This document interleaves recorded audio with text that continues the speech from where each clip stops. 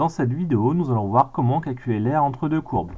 Propriété, soit f et g de fonctions continues sur l'intervalle AB, tel que pour tout x de l'intervalle AB, f de x est supérieur ou égal à g de x. Donc ça veut dire que la fonction f est plus grande que la fonction g sur l'intervalle AB.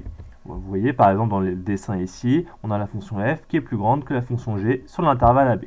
Alors l'aire de la surface délimitée par les courbes CF, CG, la droite d'équation x égale a et la droite d'équation x égale b se calculent à l'aide de l'intégrale suivante. Donc c'est l'intégrale entre a et b de la fonction au-dessus, donc f de x, moins g de x, la fonction en dessous, dx. Donc on va tout de suite appliquer cette propriété à l'aide d'un exemple. Exemple, déterminons l'aire de la portion du plan limitée par les courbes représentatives des fonctions f et g définies sur R par f de x égale moins x au carré plus 2x plus 4 et g de x égale x au carré et les droites d'équation x égale moins 1 et x égale 2. Donc en bleu, on a déjà tracé la fonction f. Ensuite, je vais tracer la fonction g en rouge, fonction carré. Et les droites d'équation, donc x égale moins 1, donc du coup x égale moins 1 c'est ici.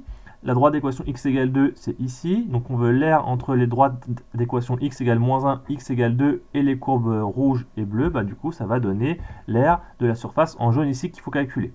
Donc du coup on utilise la formule qu'on a eue tout à l'heure.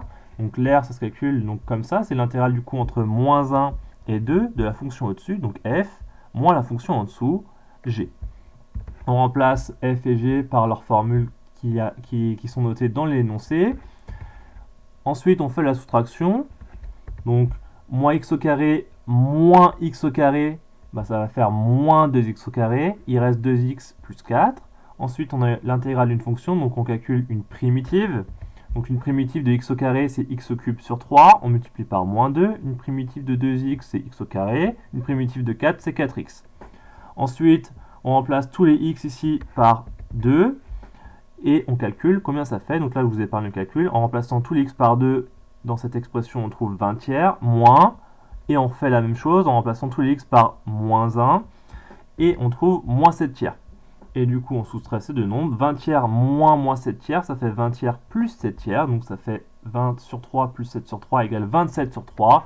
27 sur 3, ça tombe juste, ça fait 9. Donc l'aire en jaune ici, c'est égal donc, à 9 unités d'air.